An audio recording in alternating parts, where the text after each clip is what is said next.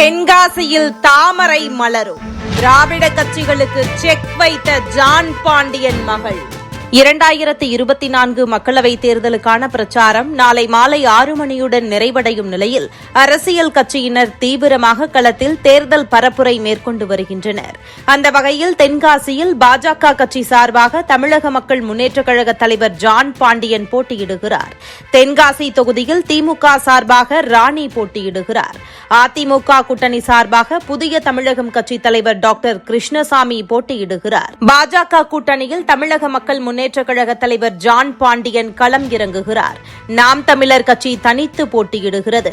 பரபரப்பாக பிரச்சாரம் செய்து வரும் வேட்பாளர்களிடையே தென்காசி தொகுதி வெற்றி என்பது தமிழக மக்கள் உற்றுநோக்கும் வகையிலேயே அமைந்திருக்கிறது. இங்கு முன்னணி தலைவர்கள் இருவர் போட்டியிடுவதால் தென் மாவட்ட மக்களை கடந்து தமிழகத்தின் பார்வை இந்த தொகுதியின் பக்கம் கவனம் செலுத்தும் வகையில் அமைந்திருக்கிறது.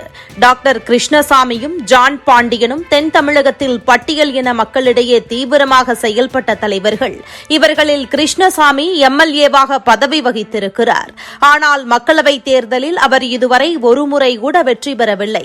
இதுவரை மக்களவைத் தேர்தலில் போட்டியிட்டு வந்த கிருஷ்ணசாமி இதுவரை 6 முறை போட்டியிட்டு ஒருமுறை கூட வெற்றி பெற்றதே இல்லை. இந்த தேர்தலோடு 7வது முறையாகும். தென்காசியை பொறுத்தவரையில் தேவேந்திரகுல வேளாளர்கள் சமூகத்தைச் சேர்ந்த மக்கள் பெருவாரியாக உள்ளனர். இவர்களின் வாக்குகளை வைத்தே வெற்றி என்பது தீர்மானிக்கும் நிலையாக உள்ளது.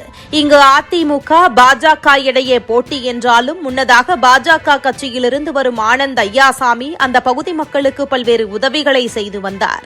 இதன் மூலம் பாஜக வேட்பாளர் ஜான் பாண்டியனுக்கு வாக்குகள் அதிகமாக செல்லும் என கூறப்பட்ட நிலையில் ஜான் பாண்டியன் மகளும் தமிழக மக்கள் முன்னேற்றக் கழக மகளிரணி தலைவியுமான வினோலின் நிவேதா தனது அப்பாவுக்காக வாக்குகளை சேகரித்தார். நேற்று தென்காசி பாராளுமன்ற தொகுதி பிரச்சாரத்தில் ஈடுபட்ட அவர் தனியார் சேனல் ஒன்றிற்கு பேட்டி கொடுத்திருக்கிறார். அப்போது இந்த பிரச்சாரம் வெற்றியை நோக்கித்தான் செல்கிறது.